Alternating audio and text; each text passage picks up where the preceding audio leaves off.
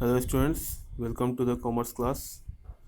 Now we had already discussed about the features of a joint stock company. Let's see now what is the difference between a company and a partnership firm.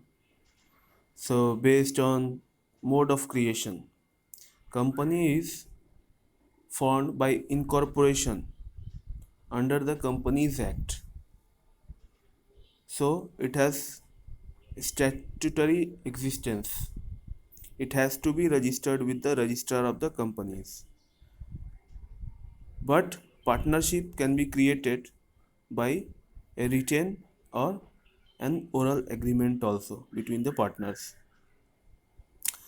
Company has a separate legal status than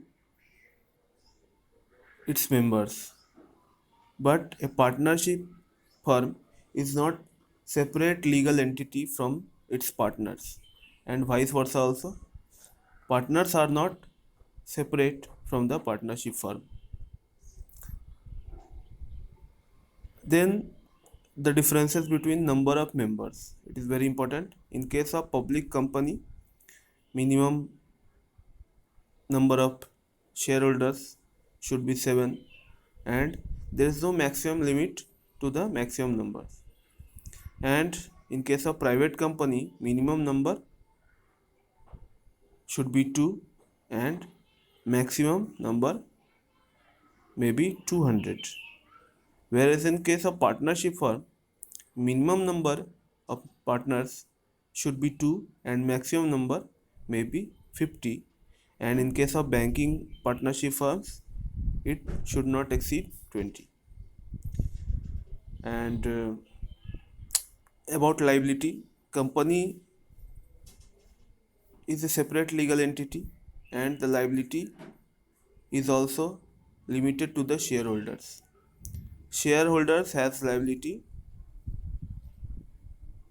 till the extent of the value of their paid shares, and they have no liability more than that. This means if any due arises on company and company's assets are not enough to repay the debt, then shareholders' personal property will not be engaged in repaying the debts. But in case of partnership firm, the liability is unlimited and joint. That means any due arising on partnership firm must be repaid. If firm's assets are not enough, then partners' personal properties may be attached to repay the debts. Company share are not are transferable without permission from other members.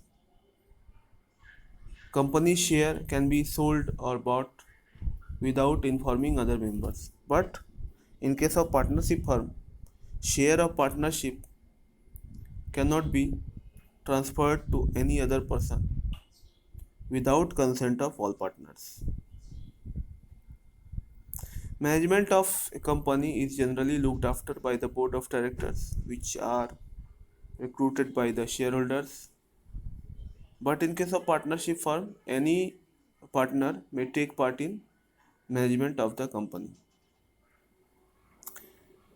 In case of company, a member is not an implied agent of the company, but a partner is always an implied agent of his partnership firm. This I had already discussed when I was discussing the features of partnership firm. That a member is implied agent. That means he can make contracts on behalf of firm and all partners, and partnership firm is binding to follow the contract. But in case of company, it's not so. A member cannot represent company. Registration is compulsory in case of company, but in case of partnership firm, it may be registered or unregistered also. Legal formalities are much more for a company. It has to file the audited accounts and should follow all the procedures laid down in Companies Act. But in case of partnership firm, it is not compulsory, and it has the option to file the audited accounts or not. There are some facilities which are found by filing audited accounts, so it may do so or not according to its wish. A company does not dissolve by death, insolvency, lunacy, etc. of members. It has perpetual succession. But a partnership firm may be dissolved by death, insolvency, and lunacy of a partner. That means again, partnership firm has to be reconstituted if any of the partner becomes ineligible to become a partner. There are separate laws for company and partnership to govern them. The Companies Act 2013 looks after companies, and the Partnership Act 1932 has all the procedures laid down for partnership firm. So all these were differences. Now let's see what are the merits of a joint stock company in short. So a joint stock company has a large number of members, so the supply of capital is large also.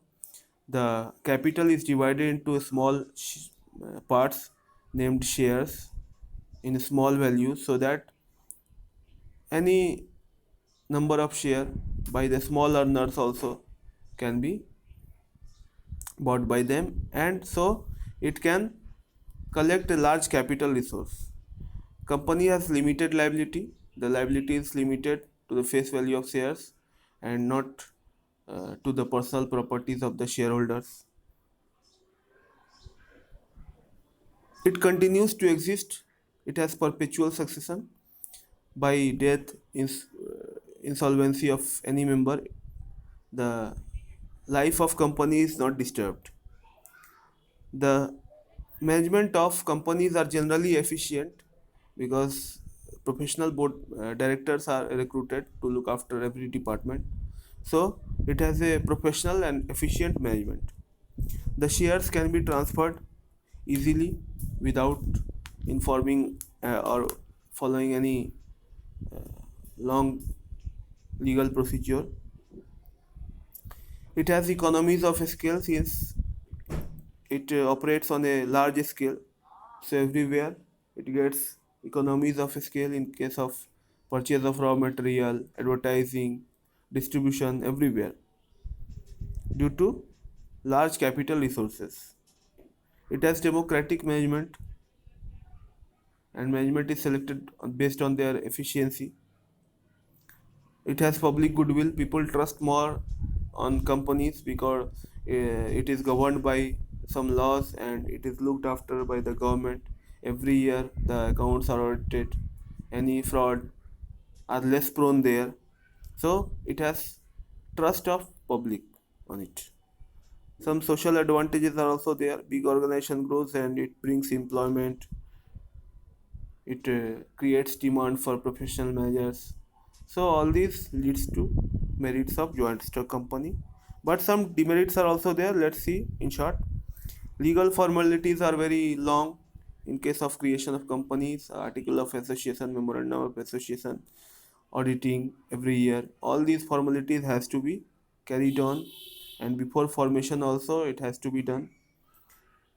Lack of motivation is there because the directors are not the shareholders, and those who are investing money are different than uh, those managers. So lack of motivation is there. Delay in decision happens because the management is democratic and every decision has to be taken by consensus, so it delays sometimes decision making process.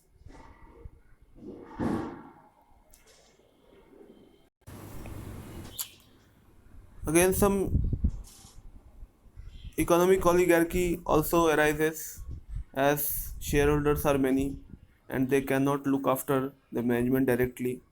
So sometimes those who are having majority shares have the are practice they practice oligarchy in the company, and due to that it becomes a rule of few rather than rule of all.